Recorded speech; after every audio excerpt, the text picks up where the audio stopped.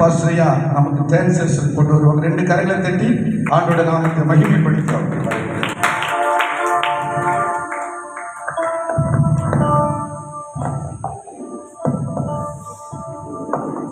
ஆண்டவருடைய பரிசுத்த நாமம்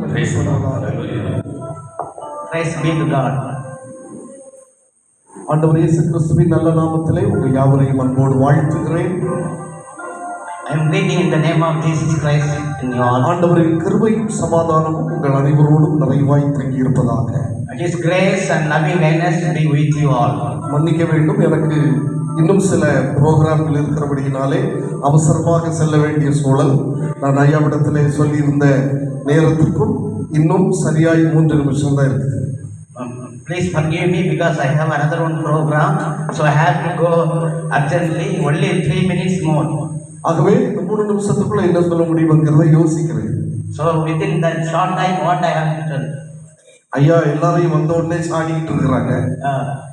Our beloved master, he came and he was telling, rebuking everyone. ஐயாவுக்கு ஒன்றை நான் நினைவூட்ட விரும்புகிறேன். One thing I am going to remind him. நம்ம ஊர்ல ஒரு பழமொழி உண்டு. In our there is some proverb. பந்திக்கு முந்தி போ. Always for good go. படைக்கு பிந்தி போ. For the war you go back. பந்திக்கு முந்தி போகணும். Always going for good first. படைக்கு பிந்தி போகணும். For war you have to go back.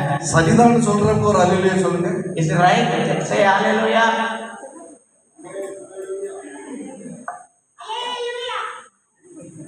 Hallelujah. அப்படியே ஒருத்தர் சொல்லல, பரவாயில்ல. Like that. கர்த்தருக்கு ஸ்தோத்திரம். அது ஏங்கிறத நான் பின்னால சொல்றேன். சரியா? I will later on explain. சரி. அருமையான அன்பு ஜெபராஜ் ஐயாவை நான் வாழ்த்துகிறேன். Jebaraj I am greeting him. இந்த நல்ல தரிசனத்தை, இந்த பாரத்தை அவருடைய உள்ளத்திலே கடவுள் போட்டிருக்கிறபடியினாலே ஆண்டவருக்கு நன்றி சொல்லுகிறேன். God has given such a mission and burden in his heart. மத்தேயு நற்செய்தி 28வது அதிகாரத்தின் 19வது வசனம். Matthew 28:19 verse. இப்ப யாரும் படிக்க வேண்டாம். No need to read now. இந்த மத்தேயு 28ஆம் அதிகாரத்தின் கடைசி 3 வசனங்களையும் the great commandment என்று சொல்வார்கள். Matthew 28 last 3 words are great commandment of God. அதுவே ஆண்டவர் சொல்லுகிறார். God is telling, சகல ஜாதியாரையும் சீஷராக்குங்கள். make disciple all people. சகல ஜாதியாரையும் சீஷராக்குங்கள். All nations people you have to make them disciples. இது ஆண்டவர் இயேசு உயிர்த்தெழுந்த இயேசு பரத்துக்கு எழுந்தபடி போவதற்கு முன்பு சீஷர்களுக்கு கொடுத்த கட்டளை. Before resurrected and he want to go ascended, before that he is given the law to him. அப்படி சீஷர் ஆக்கும்படியாய் இன்றைக்கு இங்கே கூடி வந்திருக்கிறோம். Like that God is that promise we are going to make the disciple today now. இங்க இருக்கிற தலைவர்கள் எல்லாம் சீஷர் ஆக்கும்படியாய் வந்திருக்கிறார்கள். All the leaders they came to make us disciples. கேட்டுக்கொண்டிருக்கிற நீங்கள் எல்லாம் சீஷர் ஆகும்படியாய் வந்திருக்கிறீர்கள். Those who are hearing, you all must be a disciple. நானும் சீஷன் தான் சொல்றவங்க ஒரு அல்லேலூயா சொல்லுங்க. I am a disciple. Raise your hands and say that I am a disciple. நிறைய பேருக்கு கை உயரவே இல்லை. None of them, most of the people they never raise their hand. பரவாயில்லை, ஆண்டவருக்கு மகிமை உண்டாவதாக. Glory to God. அது ஏங்கிறது நம்ம அடுத்து கேட்க போறதுல நான் தெரியும் நினைக்கிறேன். The why, but you are listening the word of God, you will understand. இந்த உலகத்துல ஏராளமான மனிதர்கள் இருக்கிறார்கள். The world there are many people, group of people there. ஆனால் எல்லாரும் சீஷர்கள் அல்ல. They all are not a disciple to them. அப்ப யார் சீஷராய் இருக்க முடியும்? Who will be a disciple to him? யார் சீஷராய் இருக்க முடியும்? Who will be the disciple to Jesus? ஒருவேளை பிஷப் அலெக்சாண்டரையா சீஷராய் இருப்பாரோ? Maybe some Bishop Alexandria will be a disciple. யார் சீஷராய் இருக்க முடியும்? Who will be the disciple to யோவான் சுவிசேஷம் John Gospel 15ஆம் அதிகாரம் 15 வசனம். ஒரு துரிதமாய் படிங்க பார்க்கலாம். John 15:8. Someone read it.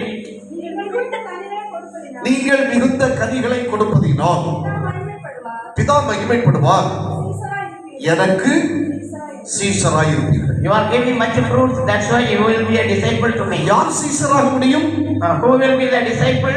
மிகுந்த கனி கொடுக்கிறவன் சீஷராக முடியும். Those who are giving much fruit to them. கனி கொடுக்கிறவர்கள் சீஷராக முடியும். Those who are giving much fruit, they will be a disciple. சீஷனுக்குரிய அடையாளம் என்ன? What is the witness of the disciples? Mark 8ஆம் அதிகாரம் 34வது வசனம். Mark 8:34. அதுல இப்படி சொல்லப்பட்டிருக்கிறது. What it was telling? தன்னைத்தான் வெறுத்து You have to deny yourself. தன் சிலுவையை எடுத்து Take the cross. என்னை பின்பற்றாதவன் You have to follow me. எனக்கு சீஷனாய் இருக்க முடியாது. Follow me. You will be never disciple. மூன்று காரியங்களை இயேசு சொல்லுகிறார். 3 things Jesus says. தன்னைத்தான் வெறுத்து, You have to deny yourself. இரண்டாவது காரியம் தன் சிலுவையை எடுத்துக்கொண்டு, Take your cross. மூன்றாவது காரியம் என்னை பின்பற்றுகிறவன். Third thing you have to follow. நல்ல கவனிங்க, யார் சீஷன்? Who is a disciple? தன்னைத்தான் வெறுக்கிறவன். Deny ourselves. இப்ப ஒருவேளை நம்ம சொல்லலாம், நாங்க எங்களை வெறுத்திருக்கிறோம் ஐயா. You may say that I already denied myself.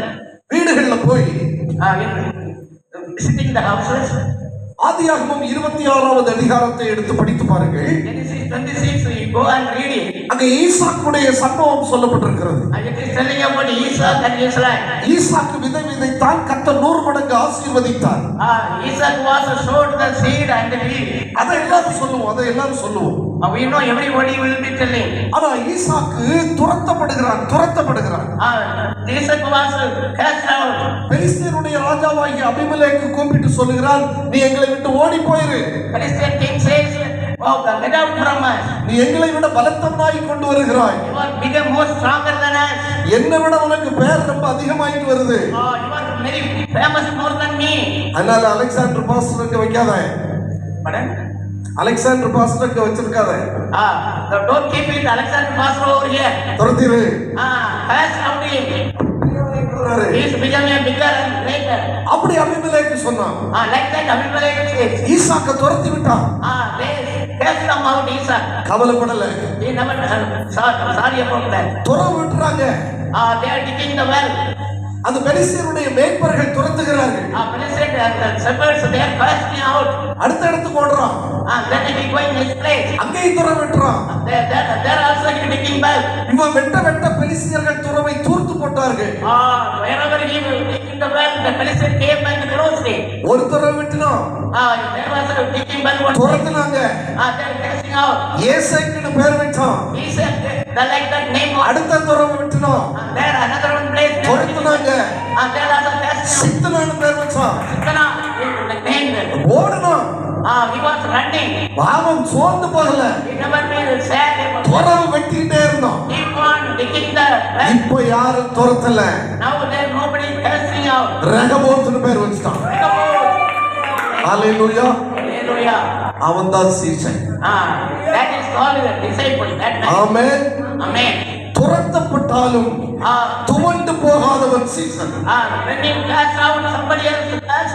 ஒரு ஊர்ல துரத்துனாலும் ரெண்டு ஊர்ல துரத்துனாலும் one place they may be cast out. கண்ணனூர்ல துரத்துனா அழகிய மண்டபத்துல.